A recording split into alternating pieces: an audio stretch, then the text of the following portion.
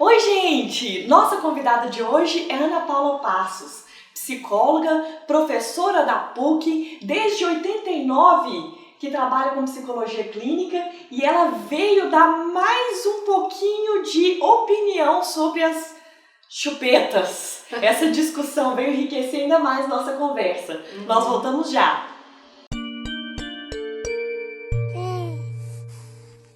Olá! Ana, queria muito te agradecer por você estar aqui no nosso canal. Muito obrigada por ter vindo. É um prazer. E a gente vai querer te fazer aqui outras vezes. Nós estamos conversando nos bastidores e é fantástico. Ana Paula, você, além de psicóloga, professora, ainda é mãe.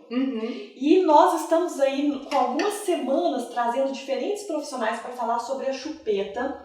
E todos os profissionais, odontopediatra, ortodontista, fonoaudiólogo, todo mundo fala sobre a fase oral. Aí, vira e mexe, fase oral. Será que você pode explicar pra gente sobre a fase oral, para os pais que estão nos assistindo? O que seria essa fase oral?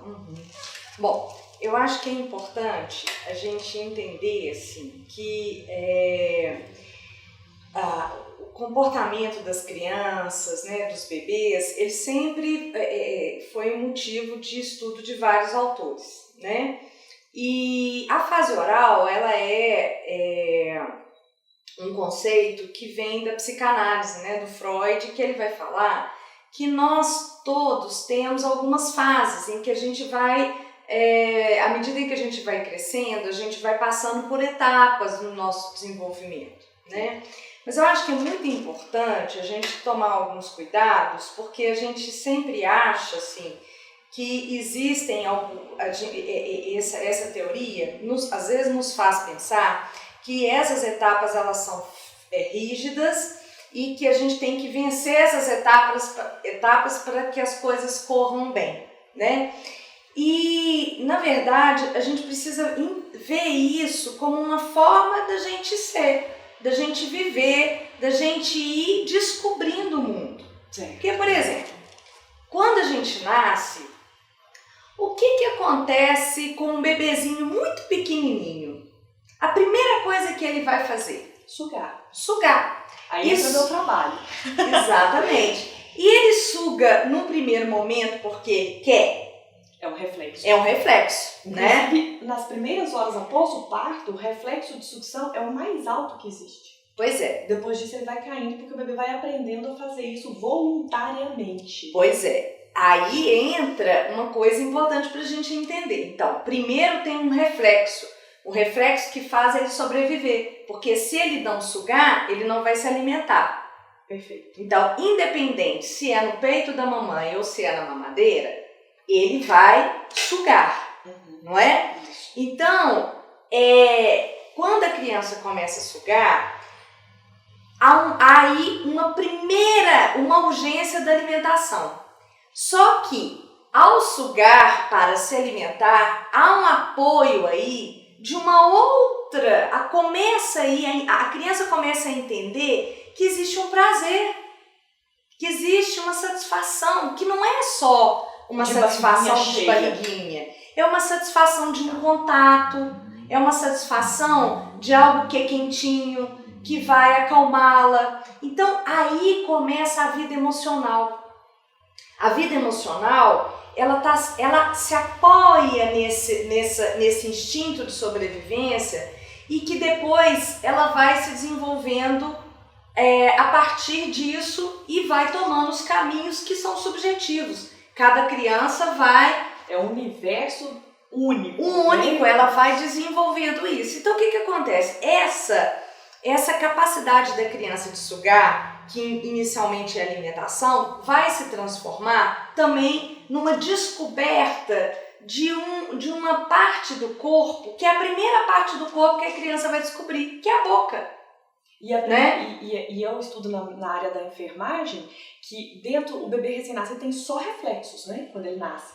A primeira coisa que o bebê faz, querendo fazer, é a sucção. O resto tudo é reflexo. Mas olha que importante. Aí nasce uma coisa que para a psicologia é muito importante, para a psicanálise também, que é o quê? A criança passa a querer alguma coisa, ela passa a desejar mamar. Eu quero alguma coisa, né? Assim, é lógico que quando é bebê, ele ainda não é um sujeito que deseja alguma coisa, mas é a primeira manifestação que não é só um reflexo neurológico, né? Então, a criança começa, então, a manifestar e também a descobrir outras coisas do mundo que não só a satisfação da barriguinha cheia. Exatamente.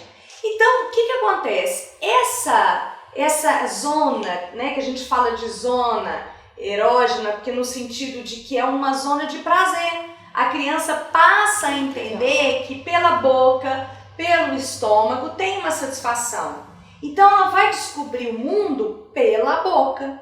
Então, o que é natural a gente ver a criança? Ela mama, mas depois da mamada, ela não fica ainda, né? Tem alguns bebês que fazem aquele movimento de sucção com uma certa... pra fora. Aquilo ali já tem a ver com prazer.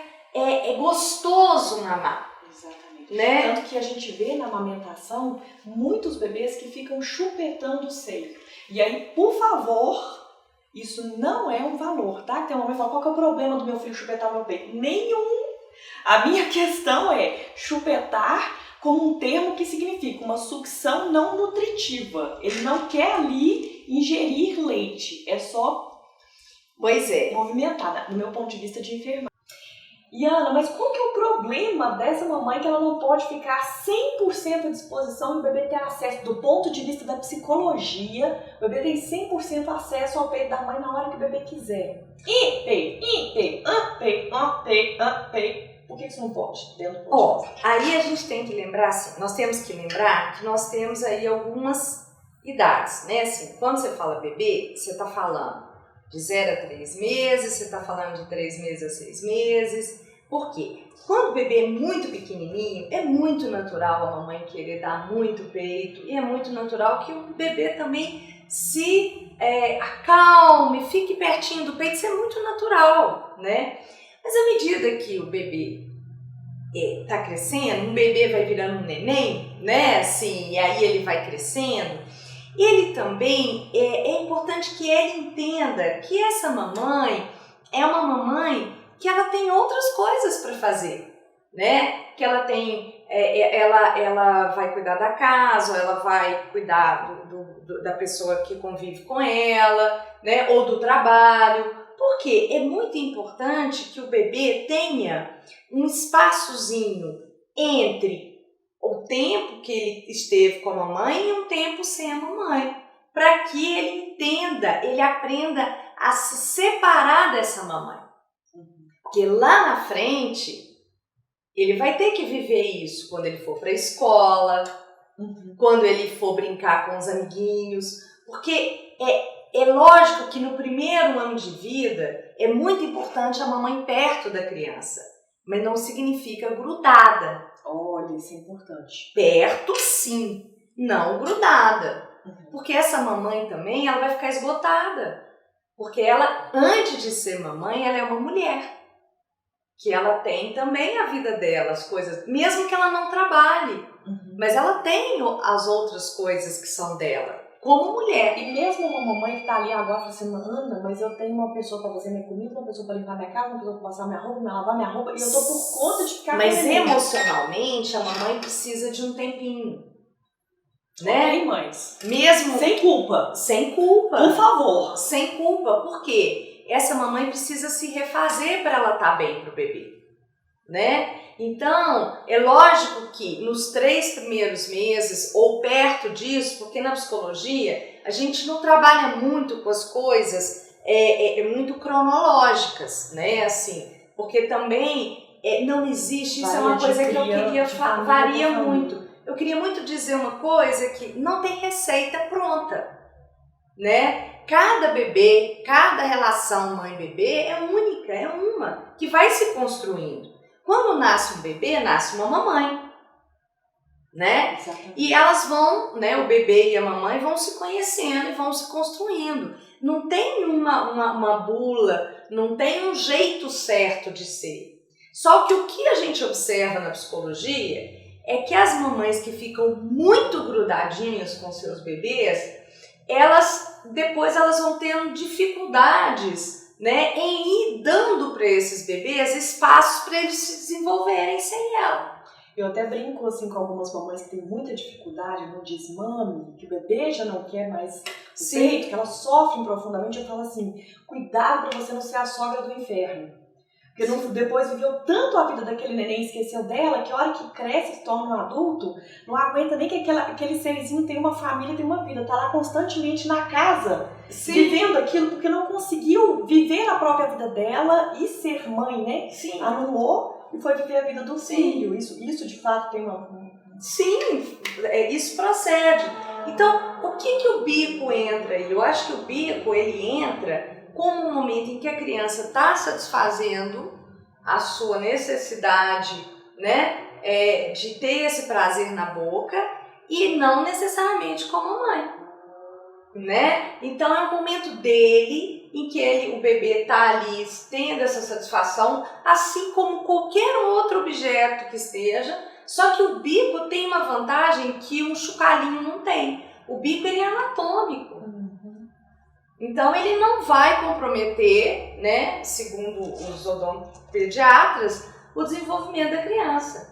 Então, o bico, ele acalma, ele pode acalmar, ele tem o seu lugar.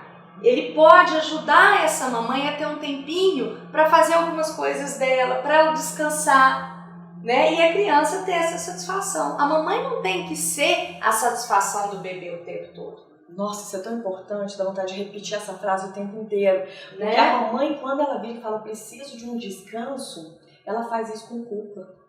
E não tem assim, problema. Eu só peço mãe, não. Eu tô precisando de um tempo, porque eu tô exausta de estar aqui cuidando da criança e tudo. Mas como assim você deixou seu filho com o pai, você não foi sair, ele não levou seu filho junto com você? Não tem problema, não gente, tem é problema. saudável, tá? É importante. Um tempo pra você, é importante isso. Porque né? ela vai poder estar bem com o seu bebê, né? Então o bico não tem problema dar bico, né? Assim, e também não tem problema a criança que não quer o bico, né? Porque tem criança que ela vai buscar satisfação de um outro jeito, né? Tem bebê, se você observar, que come a roupinha, o paninho, entra o paninho aí também. Você já percebeu que tem bebê que tem um paninho e que tem o bico? Exatamente. Tem crianças, tem bebês que depois vão pegando outro bico. Você já percebeu? Que tem aí são vários. Um é pra passar no rostinho, o outro é pra sugar, o outro é pra... Isso, são apoios que a criança vai construindo para poder construir um espaço entre ela e a mamãe. Perfeito. E esse espaço, ele é espaço fundamental para a criação da própria personalidade do bebê. Porque senão, o bebê não se reconhece separado da mamãe. Um ser único. Um ser separado, né? Isso pode prejudicar o nascimento da personalidade do bebê. Se essa mamãe ficar muito grudadinha e esse bebê não tiver nenhum outro momento em que ele está se satisfazendo por ele. Nossa, que é muito importante, muito interessante né? Isso. Pode não ser o bico, pode ser um paninho. Às vezes o bebê, você já percebeu que tem bebês que ficam como se estivessem cantarolando? Não, exatamente. Emitindo sons. São maneiras que a criança tem de buscar uma satisfação. Que fantástico. Né? Tudo isso está relacionado com a fase oral. E que a criança, à medida que vai crescendo, vai elaborando satisfações pela boca. Perfeito. E não, uma coisa que é importante, né? Tem mamães que falam assim, mas como que eu vou ter certeza que a criança satisfez totalmente essa fase? Era a próxima pergunta que eu ia te fazer. Então, não tem jeito, sabe por quê? É uma satisfação que a gente vai levar pro resto da nossa vida. Vocês já pararam para perceber que todas as vezes, como que a gente, na vida adulta, a boca é fonte de nossa satisfação? Alimento, né? Infelizmente, às vezes o cigarro, né? Mas também tem uma bebida, o beijo na boca, né? O falar. Então, são resquícios que na vida adulta nós temos dessa fase em que nós vivemos a nossa oralidade, ou seja, a oralidade ela é muito importante, ela não acaba, a gente aprende novas maneiras de satisfação, mas a oralidade ela continua. Perfeito. Né? E teve algumas mamães que falaram assim, eu não vou dar chupeta pro meu filho porque depois eu vou causar um sofrimento para tirar. Então eu nem vou dar porque isso causa muito sofrimento na criança.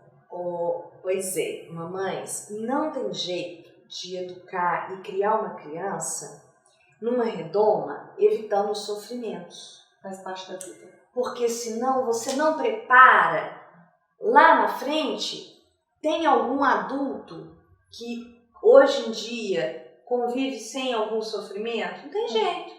Então, é ao contrário, é uma oportunidade para ir ensinando o seu filho a ir crescendo e lidando com as frustrações, né? Então é muito importante, e retirar o bico não precisa ser um sofrimento. Né? Retirar o bico, a gente tem que ter algumas, assim, a gente tem que entender é sofrimento para quem. Porque aí tem a mamãe que chupa o bico. Às vezes eu percebo que tem algumas mamães que elas ficam dependentes do bico. A questão é toda dela, né? Ela tá aflita porque o bebê pode sofrer uma aflição. Porque aí o que eu vejo? Eu vejo a mamãe aflita porque acha que tem que tirar a qualquer preço. E já não é assim. Já tem que estar tirando. E tem a mamãe que não quer tirar de jeito nenhum pro bebê não sofrer. Ou pro bebê não, pra criança não sofrer. Entendi. Então, educar é sempre uma tensão entre observar aquilo que é a necessidade do seu bebê, que depois vai virar uma criança, né? E um momento também em que eu tenho que impor alguns desafios, porque senão meu bebê não cresce. Que fantástico. Então, a gente tá falando desse desafio, né, assim, de educar. Porque se a gente, por exemplo, se a criança então adaptou com o bico, então eu não vou tirar o bico porque eu não quero que o meu bebê sofra. Só que se eu não tirar o bico, uma criança, eu vou ter consequências não só anatômicas, mas eu também vou ter outras consequências. Eu vou ter a consequência de ter uma criança de 3, 4, 5 anos, né, que ao invés de querer falar, de se comunicar, ela vai estar com o bico o tempo todo na boca. Então, a mamãe fica calada aí. Ou eu sou um bebezinho, eu não vou crescer. Vou ficar só ali no colinho da mamãe.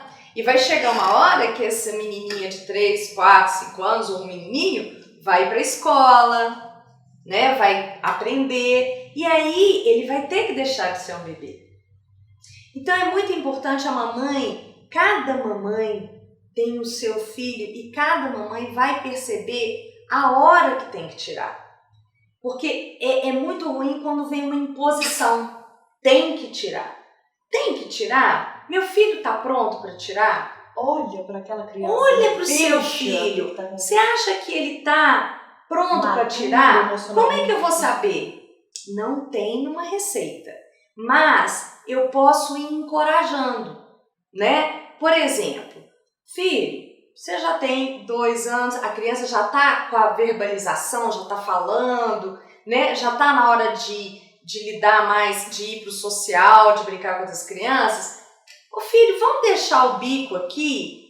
Vamos deixar o bico só para de noite? Você já está crescendo? Vamos deixar nessa vasilhinha aqui, no campo de visão da criança? Vamos deixar o bico só para dormir? E vamos fazer outras coisas legais? Então você vai encorajando. Eu fiquei sabendo de um papai que ele pendurava o bico na cadeira e falava assim, o bico só pode ser chupado aqui. Fora dessa cadeira não pode sair. Então a criança ia, mas aí tinha 1000 brinquedos acontecendo, 1000 brincadeiras com os outros coleguinhas, largava os peitos, ia fazer outras coisas e aquilo diminuiu o vício, porque ela não tinha outras coisas muito mais legais para fazer do que ficar sugando. O que é importante disso? Funcionou para esse papai. Não pode ser uma regra. Então não adianta trazer a Ana Paula aqui e falar, Ana Paula, como eu devo tirar a chupeta do meu bebê? Não, você tem que ir construindo com o seu...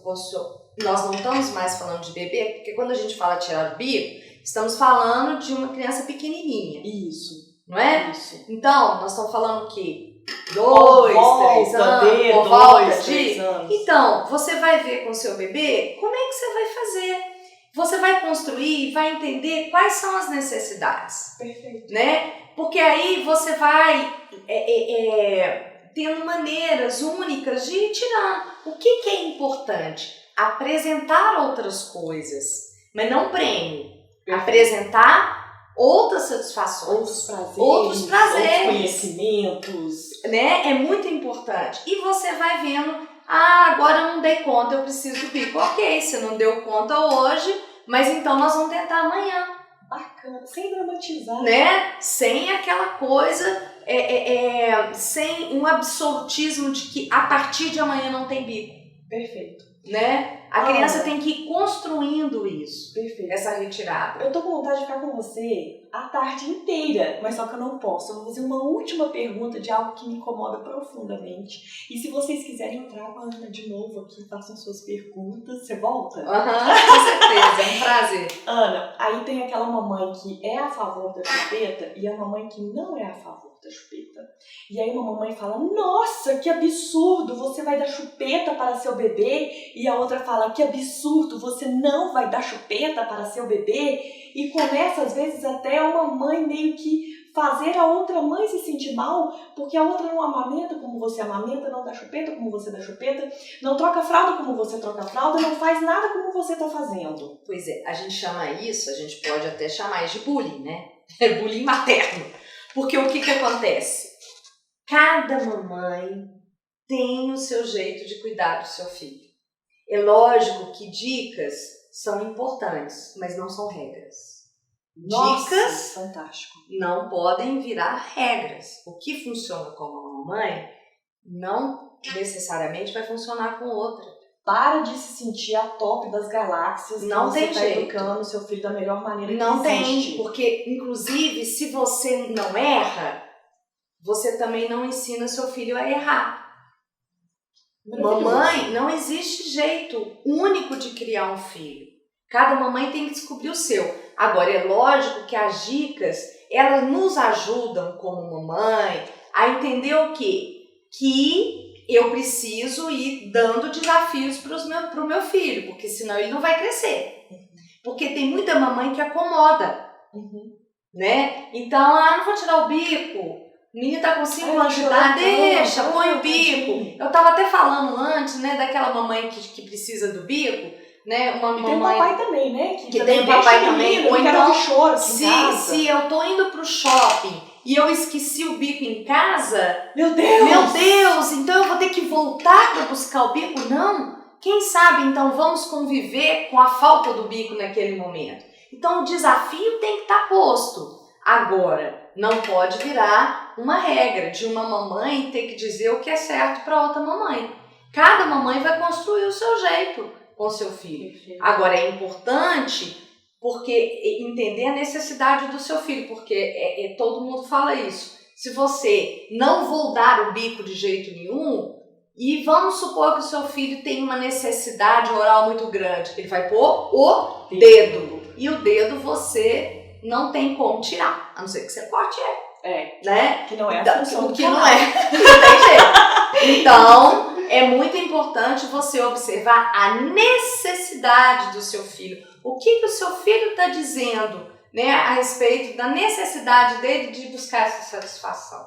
Nossa, tá, Ana, eu não quero terminar essa entrevista, mas só que o canal do YouTube tem um tempo. Mas eu tô numa alegria com a sua participação. Achei que foi de tão bom senso. E tem tantas outras coisas que eu conversei com a Ana aqui nos bastidores, que eu tô doida de passar pra vocês. Então vamos combinar uma coisa? A pessoa faz perguntas aqui embaixo e aí eu trago você de novo pra responder essas perguntas ou temas diferentes. Ok, será um prazer. Espero ter contribuído, porque eu acho que uma das coisas mais preciosas que tem é esse início da vida, né, onde essa relação, ela sendo uma relação saudável, ela é a base de um adulto saudável. E eu queria agradecer, porque é professora, é mãe, é esposa, trabalha aqui no consultório, agenda lotada e arranjou um espacinho pra vir atender a gente. Muito obrigada. Foi um prazer. Coração. E pra quem amou a Ana, tá querendo vir consultar com ela, conversar com ela, aqui embaixo segue o telefone de contato para marcar uma hora, quem deseja, né? Porque ela trabalha com famílias, psicologia de família, clínica de família, né? Então tá aqui embaixo o telefone. Muito obrigada. Não se esqueçam de se inscrever no nosso canal e até a próxima.